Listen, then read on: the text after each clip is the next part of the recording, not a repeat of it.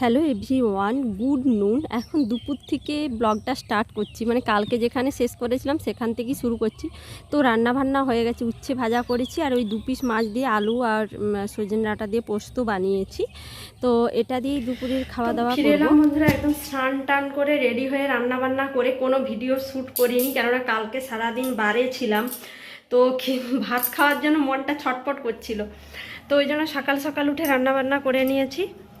আর এরপর খাওয়া দাওয়া করব, স্নানও করে নিচ্ছি, সব কাজও কমপ্লিট। তারপরে ভিডিওটা ছাড়বো, এডিটিং করা আছে, আপলোডও করা আছে, শুধু পিক্সেল ল্যাবের কাজটা করব, ছাড়বো। তো চলো।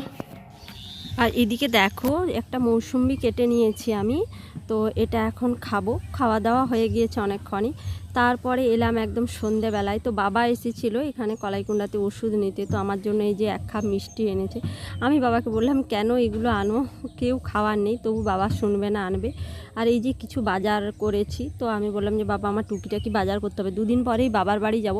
তো টুকিটাকি যেগুলো দরকার ছিল, এই ভুট্টা খেতে আমার ভীষণ ভালো লাগে, একটু ঢ্যাঁড়স নিয়েছি, একটু ডাঁটা, তো ডাঁটাটা বাবাই এনেছে, আর একটু কলমির শাক, আর একটা লেবু নিয়েছি, তো আর টমেটো নিয়েছি। তো এগুলোই টুকিটাকি বাজার করার ছিল। তো করে নিয়ে বাবা চলে গেল, আর আমার বাড়িতে যাব, মানে ওই 1-2 দিনের জন্য যাব আর কি। তো ওর জন্য একটু কম কম বাজার করলাম, যেহেতু তোমাদের দাদাভাই আসবে কালকে কুম্ভ মেলা থেকে, তো ওর জন্য একটু রান্না বান্না করতে হবে। তো ওর জন্য একটু শাক নিলাম। তো কালকে দুপুরে মেনু করব শাক ভাজা করব, আর সজনে ডাঁটা আলু দিয়ে পোস্ত বানাবো, তোমাদের দাদাভাই খেতে ভালোবাসে। আর একটু খাসির মাংস আনবো, ভেঠাই কাটে তা আমি জানি না, তো একটু খোঁজ খবর নিতে হবে, নিজেকেই যেতে হবে। তো এই আর কি ব্যাপার। তো চলো ফ্রিজে এগুলোকে পুড়ে রাখি। আর আজকে আমি মনে মনে করছিলাম মেদিনীপুর গেলে ভুট্টা আনবো, এখানে পাওয়া যায় না, মনে হয়তো পেয়ে গেছি। তো এটাকে এখন পুড়িয়ে ভালো করে খাই। তো চলো। ফ্রিজে ডাঁটাকে এইভাবে একটা ভিজে কাপড় দিয়ে ভালো করে এরকম মুড়িয়ে রাখলে মানে ডাঁটাটা ভালো থাকে আর কি, খুব মানে অনেক দিন পর্যন্ত ভালো থাকে। তো মাঝে মধ্যেই এটাকে ভেজাতে হয়, কাপড়টাকে দিলে পুরো একদম মানে টাটকা ডাঁটাগুলো থাকে। আর একটা পলিব্যাগের সমস্ত সবজিগুলোকে পুড়ে এগুলোকে এখন ফ্রিজে পুড়ে দেবো। আর ভাবছি একটু দুধের ক্ষীর বানাবো।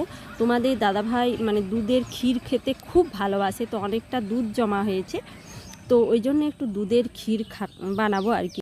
তুমি যদি মা দুর্গার মতো দেখতে হও, শ্বশুরবাড়ির লোকের কাছে তোমার কোনো না কোনো একটা খুঁত থাকবেই, আর আমি তো তার কাছে তুচ্ছই। তো হ্যাঁ, আমি বাজে দেখতে, তো তাতে কোনো কিছু যায় আসে না। আমার বাবা মায়ের কাছে আমি পৃথিবীর সবচেয়ে সুন্দর শ্রেষ্ঠ সন্তান। তো লোকে কে কী বললো তাতে আমার কিচ্ছু যায় আসে না। তো এদিকে দেখো ক্ষীরটা বানাতে বসে দিয়েছি, এদিকে ভুট্টাটা পুড়াচ্ছি।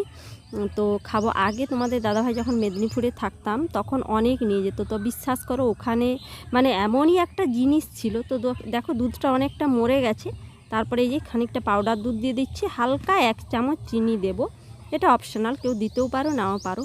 আর এদিকে দেখো আমার ভুট্টাটা পোড়ানো হয়ে গেছে, তো এটা এখন খাবো। আর লেবু একটু দিলে ভালো হতো, কিন্তু যেহেতু রাত্রি হয়ে গেছে তো ওই জন্য লেবু দেবো না, আমার অ্যাসিডিটির ধাত আছে, কোথায় অ্যাসিডিটি হয়ে যাবে। হ্যাঁ, আর যেটা বলতেছিলাম, ওখানে যখন মেদিনীপুরে ছিলাম তখন তোমাদের দাদাভাই অনেক নিয়ে যেত, কিন্তু মানে ওইখানে এমনই একটা জিনিস ছিল যে কোনো কিছুই খেতে পারতাম না, সব কিছুই ফেলা যেত, মানে এমন ওখানে বলেছিল কালপুরুষ ছিল। তো এদিকে দেখো আমার ক্ষীরটা হয়ে গেছে। আর আজকের ব্লগটা বন্ধুরা অনেকটা ছোট্ট বানিয়েছি, তো এই পর্যন্তই। দেখো আর ক্ষীরটা দেখে এখনই লোভ লাগছে আমার। তো বন্ধুরা দেখো এইরকম করে করে দুধটা হালকা আঁচে একটু অনেকটা মরে গেলে একটু পাউডার দুধ দিয়ে একটু চিনি দিয়ে ক্ষীরটা করলে অপূর্ব লাগে, আবার সেটা যদি ফ্রিজে রাখা হয়। তো বন্ধুরা আজকের ব্লগটা তাহলে এই পর্যন্তই। ভালো লাগলে